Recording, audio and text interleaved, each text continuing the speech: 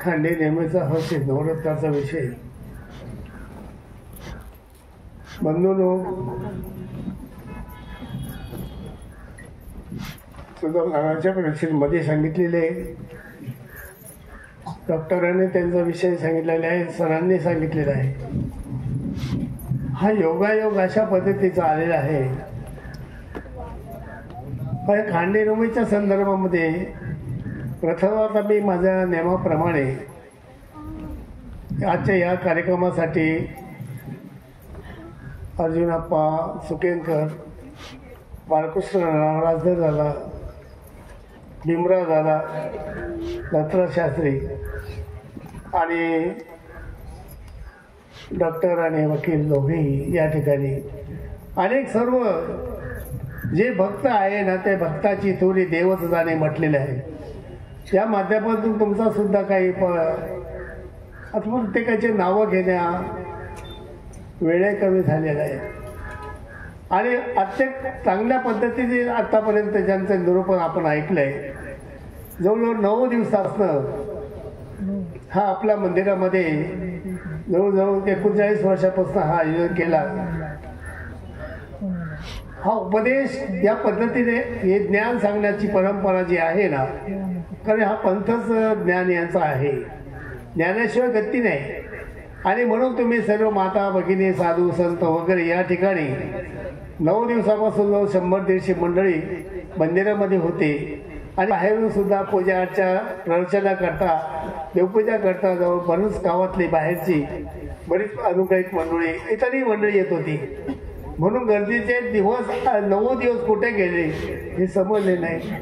आयोजित केलेला कार्यक्रम जो आहे, मागच्या वेळेस समजे पद्धत आहे का, पूर्वी तर आता पूर्वीचा इतिहास जर 5-50 वर्ष जर सांगायला गेलं, आम्ही लहान असताना प्रत्येक मळ्यामध्ये प्रत्येक वेगळे सगळे बाबा लोक वेगळ्या वेगळ्या मळ्यात जायचे आणि त्या ठिकाणी प्रत्येक आपापले देवगाव सोडायचे आणि त्या मळ्यावाल्याने ती काही भाकरी पोळीच्या ती भाकर करायची आणि ते त्या ठिकाणी उपासना आपापले भक्तगण ज्या टायमाला ह्या मळ्यातून त्या मळ्यात, त्या मळ्यातून त्या मळ्यात फिरायचे.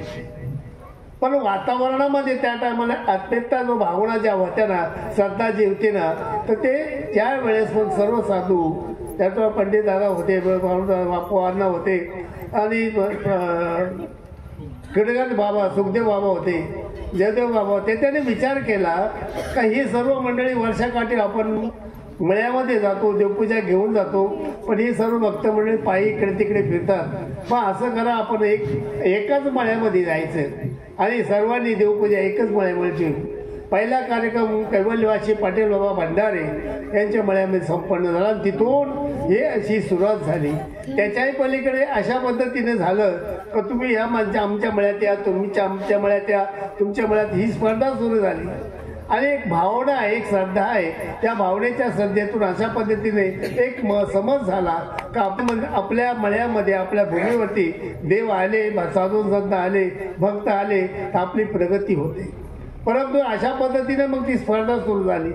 एक वेळेस मग पाटलाच्या मळ्यामध्ये जे वकील आहे त्यांच्या मळ्यामध्ये, बंधूच्या मळ्यामध्ये कार्यक्रम असताना एकाने आग्रह केला, माझ्याच मळ्यात पाहिजे. आम्ही असं सांगितलं का या गावच्या बाहेर, सुकेनेच्या शिवाच्या बाहेर आम्ही कार्यक्रम घेऊ शकत नाही, कारण नेपाळचे दिवस आहे. मग खांडेनुमीचा तो विषय ऐकला आणि अशा देवतांच्या याच्यामध्ये आम्ही गावाच्या बाहेरने आमच्या शिवेने कार्यक्रम घेतो. आणि मग अशा बोलता बोलता त्यांनी सांगितलं मग का देणार नाही.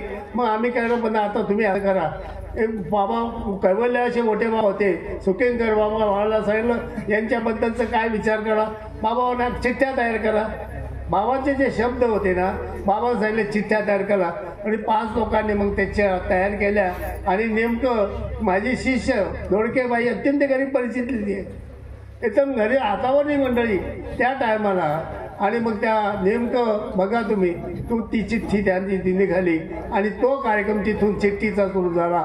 आज काय गेल्या वर्षी हा जो कार्यक्रम आपल्या जाधवांच्या वस्तूवर होती, त्या वस्तीवरती हा कार्यक्रम ती भव्य दिव्य स्वरूपात पावसाने साथ दिली होती. शेवटी कार्यक्रम सुरू झाल्यानंतर पाऊस उघडला. आज सुद्धा परवाच्या दिवशी असं वाटत होतं का निसर्ग आता आपला हा एवढा भव्य दिव्य कार्यक्रम आयोजित केला काय होणार आहे. पण ईश्वरी सांगता या पोरांनी देवाला विडा ठेवला आणि प्रार्थना केली. 2 आसू गाळले म्हणजे अंतःकरण ओलं झालं. परंतु आज निसर्गाने साथ दिली चांगल्या पद्धतीने. आता कार्यक्रम संपन्न होऊन राहिलेला आहे. बंधूंनो, दसऱ्याच्या संदर्भामध्ये विचार करत असताना बघा अनेक उदाहरणं तुम्हाला सांगितलेली.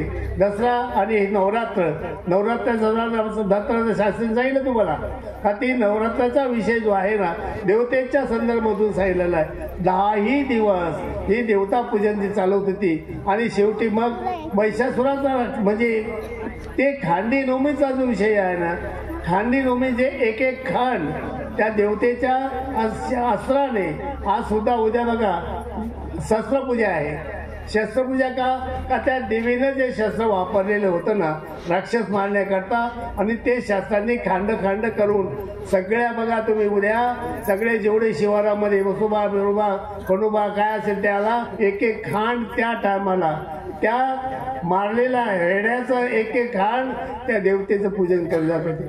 आणि हिंसा पापात म्हटलेलं आहे. पण ती हिंसा करत असताना त्या माध्यमातून त्या टायमाला ते कार्य घडलं.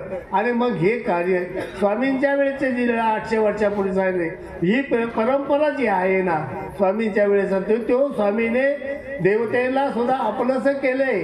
देवतेचा अपमान केला नाही. स्वामी गावातून बाहेर गेले. का गेले का देवतेला ह्या वर्षातून 9 दिवस फुलं करायला आणि फुलं अंतःकरणातून फुला भावनेतून त्यांना ती पूजा अर्चा स्वीकारण्याचा अधिकार दिला. म्हणजे ईश्वर त्या ठिकाणी जेव्हा करता आहेत पण देवते करता सुद्धा त्यांनी आपलं काय केलं जे प्रसन्न वातावरण होतं ना ते त्यांना स्वेच्छेनं करायला गेलं. आणि 9चा संपल्यानंतर 10व्या दिवशी हा दसरा हे संपूर्ण सगळं स्वामी परत गावामध्ये गेले म्हणजे जाण्याची सांगितले गेलेली आहे. आणि या माध्यमातून सरांनी अत्यंत चांगल्या पद्धतीने तुमच्याकडे जो विषय मांडलेला होता त्या विषयाच्या माध्यमातून अनेक गुण त्यांचे परवाला सुद्धा नामस्मरणावर ते 1 व्याख्यान झालं. त्याच्या अगोदर लीळाचरित्रावर 1 व्याख्यान झालं. आणि म्हणजे हे 9 दिवस सुद्धा या विद्वानांच्या अभ्यासकांचे प्रवचन तुम्हाला ऐकायला मिळाले. आता नवीन आज काही मंडळी आलेले त्यांनी सुद्धा मगापासून ते चाललेले प्रवचन आहे प्रसंग आहे. आणि हे प्रसंग 9 दिवस तो चालत होते. असं 9 दिवस त्या टायमाला युद्ध चालत होतं. आणि शेवटी एवढं या जंगलामध्ये रानामध्ये येण्याचा काय प्रसंग हा प्रसंग अशा पद्धतीचा आहे का महिषासूर जो राक्षस होता तो राक्षस मंदिरामध्ये जायचा पूजा अर्चा करायचा आणि मग त्याला ते या अपयश कधी येत नव्हतं. आणि म्हणून युद्ध करायचं देवतेचे युद्ध तो जिंकायचा. आणि मग ह्या सर्व देवतेने पाहिलं का राक्षस कुठे जातो. त्याने एका मंदिरामध्ये गेला आणि मंदिरामध्ये पूजा केली. आणि तिथले जे पुजारी होते त्या पुजारीकडून आशीर्वाद घेतला आणि युद्धाला गेला. पण 9व्या दिवशी म्हणजे आज 9व्या दिवशी एवढा पूजा करून राक्षस तो बाहेर पडला महिषासूर. आणि तो ठेचकाळला आणि पडला पुढे. त्याला मनाला असं वाटलं का तो ठेचकाळ होतो म्हणजे तो अपमानित होतो. त्याला वाटलं आज नक्की आपलं मरण आहे. आणि परंतु तो धैर्य धरून त्याने युद्ध केलं. आणि युद्धाच्या दिवशी तो 9व्या दिवशी तो मारला गेला. आणि त्याची मग ते खांड करून ह्याला खांडेनोमीचं जे म्हटलेलं आहे हे खांडेनोमी आज आपल्याकडं. आणि मग ते महान त्या टायमाला हिंसा घडली. आणि मग ते अगोदर सांगितलं का उद्या तुम्हाला या गावाच्या बाहेर जावं लागेल. मग त्या गावातून जेवढे साधू संत होते ब्राह्मण होते धार्मिक मंडळी होती ते गावाच्या बाहेर रानावनात गेले.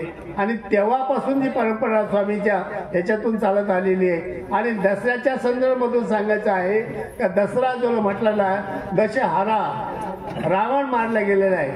10 तोंडाचा रावण दशहरा तो त्या 10 तोंडाचा रावण याच दिवशी म्हणजे दसऱ्याच्या दिवशी मारले गेलेले आहे.